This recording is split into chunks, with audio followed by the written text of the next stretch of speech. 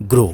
एक किसान के बेटे ने अपने 3 दोस्तों के साथ जब इस कंपनी की शुरुआत की तो सोचा भी नहीं था कि इतनी जल्दी यह $1 बिलियन एम्पायर में तब्दील हो जाएगा। न पैसा था न बिजनेस बैकग्राउंड, सिर्फ एक ड्रीम था उस सिस्टम को बदलने का जो आज भी करोड़ों इंडियंस के लिए समझ से बाहर है, स्टॉक मार्केट। आज जहां इंडिया के ज्यादातर स्टार्टअप्स बैंकरप्ट होने की कगार पर हैं, वहीं ग्रो फ्री में डीमैट अकाउंट ओपन करके भी करोड़ों के प्रॉफिट में है। आखिर कैसे? जरा सोचिए, आज से 10 साल पहले छोटे शहरों में कितने लोग स्टॉक मार्केट या म्यूचुअल फंड्स के बारे में जानते थे?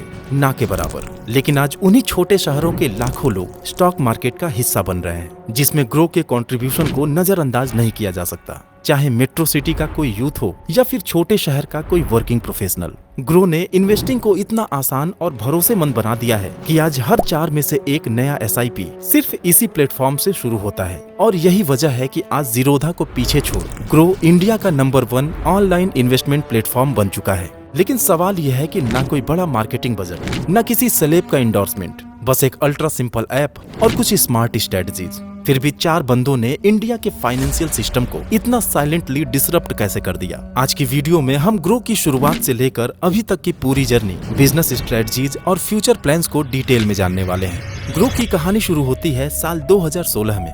बेंगलोर के एक छोटे से किराए के फ्लैट में फ्लिपकार्ट के 4 एम्प्लॉइज अपनी जॉब छोड़कर खुद का एक बिजनेस शुरू करने का प्लान बनाते हैं। न कोई बड़ा नेटवर्क था और न ही कोई फाइनेंशियल बैकग्राउंड, लेकिन हाँ, ये चारों अपने अपने फील्ड के एक्सपर्ट थे। ललित केशरे मध्य प्रदेश के एक छोटे से गांव के एक मिडिल क्लास किसान परिवार से आते हैं। पढ़ाई में वो हमेशा काफी अच्छे रहे और इसी वजह से उन्हें IIT बॉम्बे से इलेक्ट्रिकल इंजीनियरिंग में BTech करने का मौका मिला। वो हमेशा कुछ नया और इनोवेटिव करने के बारे में सोचते रहते थे। इसलिए जैसे ही इंजीनियरिंग कंप्लीट हुई, उन्होंने एक एजुकेशनल स्टार्टअप एडुफ्लिक्स शुरू किया।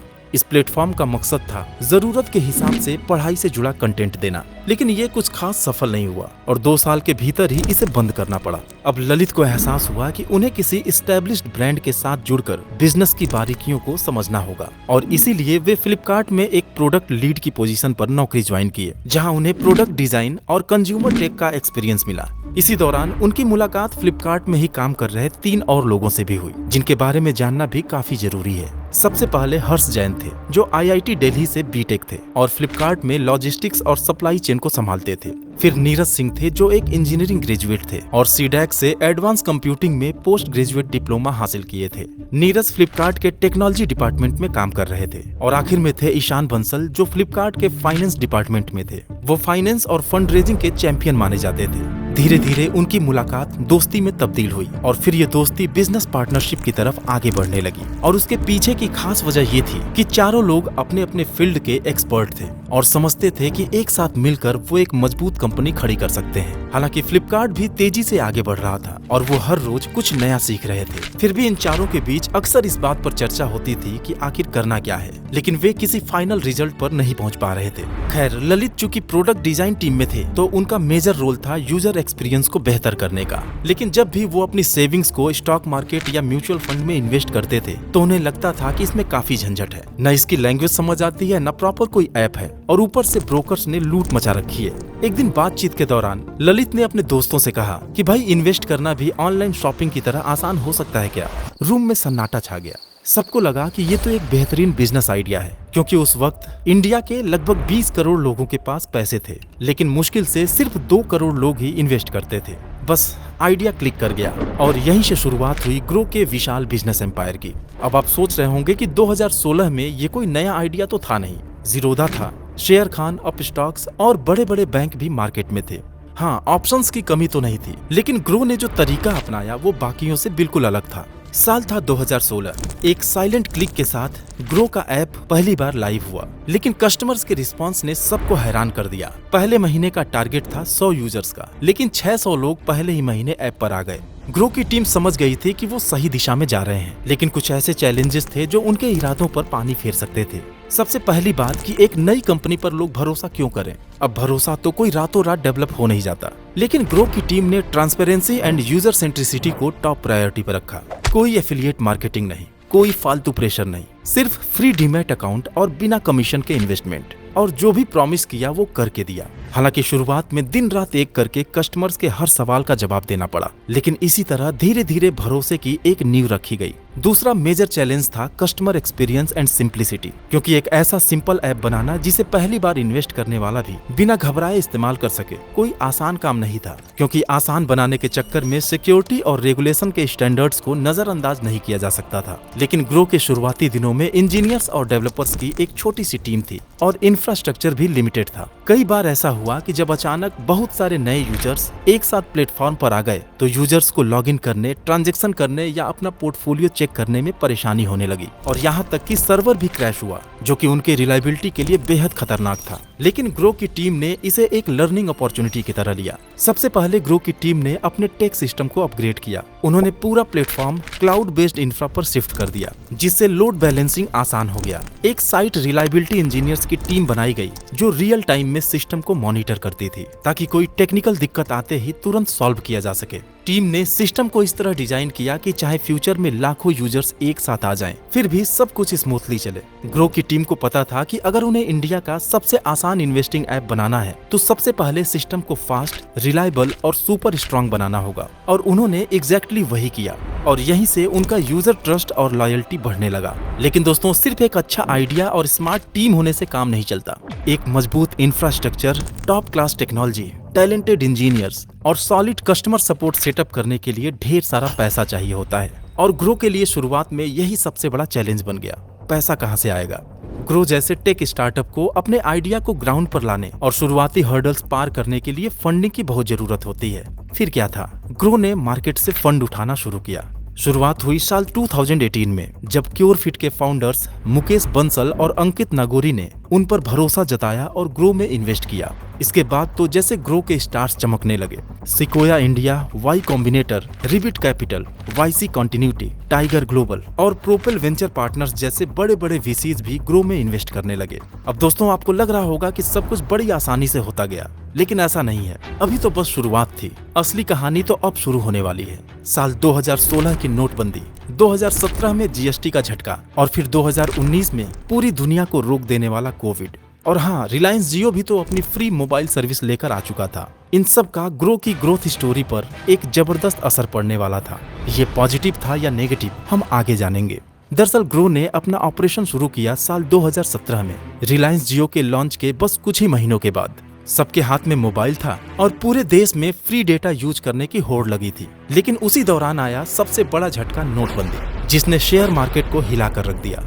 इन्वेस्टर्स मार्केट से दूर हो गए। जीएसटी लागू होने से फाइनेंशियल सर्विसेज पर लगने वाला 15% सर्विस टैक्स बढ़कर 18% का हो गया। साथ ही ग्रो जैसी कंपनीज को सैस टूल्स, क्लाउड होस्टिंग और कस्टमर सपोर्ट जैसी सुविधाओं पर भी जीएसटी देना पड़ता है, जिससे उनका इनपुट कॉस्ट भी बढ़ गया।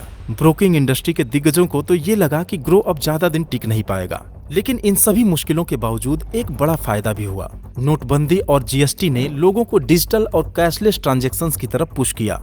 लोग पहली बार यूपीआई से पैसे भेजने लगे और लाखों छोटे व्यापारी और आम लोग बैंकिंग और टैक्स सिस्टम का हिस्सा बन गए। यानी कि अब वो फॉर्मल इकोनॉमी में आ चुके थे, जहां सेविंग्स, इन्वेस्टमेंट और फाइनेंशियल प्लानिंग की जरूरत नेचुरली महसूस होने लगी। और यही वो मोड़ था जहां लोगों को इन्वेस्टमेंट की बेसिक नॉलेज चाहिए थी। एक ऐसा प्लेटफॉर्म चाहिए था जो न सिर्फ आसान हो, बल्कि उन्हें सही तरीके से गाइड भी कर सके। फिर क्या था? ग्रो ने धीरे धीरे उस भरोसे को बनाना शुरू कर दिया।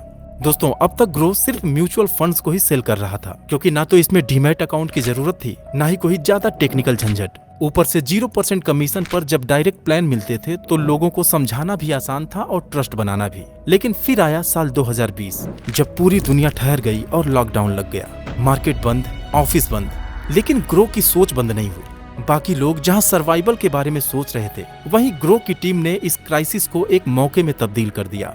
उन्होंने सेफ खेलने की बजाय एक बोल्ड कदम उठाया, सीधा अपने सबसे बड़े कॉम्पिटिटर की टेरिटरी में घुसने का फैसला किया। यानी अब सिर्फ म्यूचुअल फंड्स नहीं, ग्रो ने स्टॉक्स में एंट्री मार दी। लेकिन तरीका यहाँ भी बिल्कुल अलग।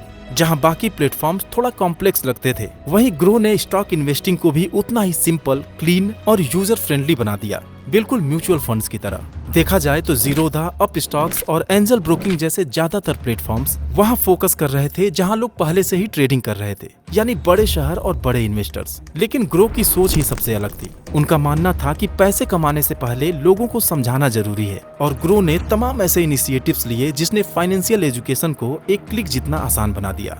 अब इंडिया करेगा ग्रो नाम से एक ऑफलाइन कैंपेन शुरू किया गया, जहां ग्रो की टीम गांव कस्बों में जाकर लोगों को इन्वेस्टमेंट सिखाती है, वो भी उनकी भाषा में, उनके ही अंदाज में। फिर आया ग्रो डाइजेस्ट, एक ऐसा ऑनलाइन न्यूज़लेटर जो किसी बोरिंग ईमेल की तरह नहीं बल्कि एक छोटी सी फाइनेंशियल क्लासरूम बन गया। यही नहीं, ग्रो ने एक के बाद एक अलग अलग भाषाओं में एजुकेशनल कंटेंट बनाना शुरू कर दिया, जिससे हर हफ्ते करोड़ों लोग कुछ नया सीखते हैं, वो भी इजी लैंग्वेज में। सीधी बात, इनसाइड ग्रो, प्रोजेक्ट बेजॉस और प्रोडक्ट्स जैसे इनिशिएटिव सुनकर आप भी कहेंगे ऐसा कौन करता है। इनसाइड ग्रो के जरिए कस्टमर्स को इनवाइट किया जाता है कि आइए खुद देखिए हम कैसे आपके लिए काम करते हैं। हर फीचर कैसे आपकी जरूरत को समझकर बनाया जाता है। और प्रोजेक्ट बेजॉस, इसमें ग्रो के इंजीनियर्स और प्रोडक्ट मैनेजर्स खुद कस्टमर सपोर्ट में बैठते हैं, ताकि वो सिर्फ कोड न लिखें बल्कि ये भी समझें कि यूजर्स असल में क्या फील करते हैं, कहाँ अटकते हैं। और हर हफ्ते होने वाले प्रोडक्ट सेशंस, जहाँ रियल यूजर्स आते हैं, अपना फीडबैक देते हैं और उसी के बेस पर ऐप को और बेहतर बनाया जाता है। यहाँ डिसीजंस सिर्फ टेक टीम नहीं लेती, यहाँ यूजर्स की आवाज सबसे बड़ी होती है। और जानते हैं, अब ग्रो सिर्फ इंग्लिश या हिंदी तक ही सीमित नहीं है। आज उनका कस्टमर सपोर्ट मल्टीलिंगुअल है, ताकि कोई भी भाषा बीच में रुकावट ना बने। और दोस्तों, जब बात ट्रेडिंग की आती है तो ग्रो कभी भी रिस्क को हल्के में नहीं लेता। एफेंडो जैसे कॉम्प्लेक्स प्रोडक्ट के लिए उन्होंने लॉन्च किए स्मार्ट टूल्स जैसे सेफ एग्जिट, पॉज और एफेंडो सेफगार्ड, ताकि यूजर्स बिना घबराए समझदारी से ट्रेड कर सकें। और शायद यही वजह है कि आज ग्रो सिर्फ एक इन्वेस्टमेंट ऐप नहीं बल्कि भरोसे का एक नाम बन गया है। फिर वो समय आया जब ग्रो की मेहनत रंग लाई। सितंबर 2023 में ग्रो ने जीरोधा को पीछे छोड़ दिया। जीरोधा के 6.4 मिलियन एक्टिव यूजर्स के मुकाबले ग्रो के पास थे 6.6 मिलियन एक्टिव यूजर्स। और इसके साथ ही ग्रो बन गया इंडिया का नंबर 1 स्टॉक ब्रोकर। आज ग्रो के पास 1.2 करोड़ से भी ज्यादा एक्टिव यूजर्स हैं, जो किसी भी इंडियन ब्रोकिंग प्लेटफॉर्म के लिए एक बड़ा रिकॉर्ड है। 25% मार्केट शेयर, 25,000 करोड़ की वैल्यूएशन और हर साल 3,000 करोड़ से भी ज्यादा के रेवेन्यू के साथ आज हर 4 में से एक नई एसआईपी ग्रो के प्लेटफॉर्म पर ओपन होती है। लेकिन इंडिया की असली तस्वीर अभी बाकी है दोस्तों, क्योंकि आज भी सिर्फ 10% से कम लोग ही कैपिटल मार्केट में इन्वेस्ट करते हैं। सिर्फ इन्वेस्टिंग ही नहीं, ग्रो ने इंश्योरेंस ब्रोकिंग, अकाउंट एग्रीगेटर और पेमेंट्स लाइसेंस के लिए भी अप्लाई कर दिया है और अपने आप को एक फुल फ्लैश्ड फाइनेंशियल इंस्टीट्यूशन बनाने की कोशिश कर रहा है। और वो दिन दूर नहीं जब इन्वेस्टमेंट के अलावा इंश्योरेंस, पेमेंट्स और लोन्स में भी ग्रो एक बड़ा प्लेयर बनकर उभर जाए। क्या आप ग्रो के कस्टमर हैं? अगर हाँ, तो हमें कमेंट करके बताएं कि आपका ग्रो के साथ एक्सपीरियंस कैसा रहा।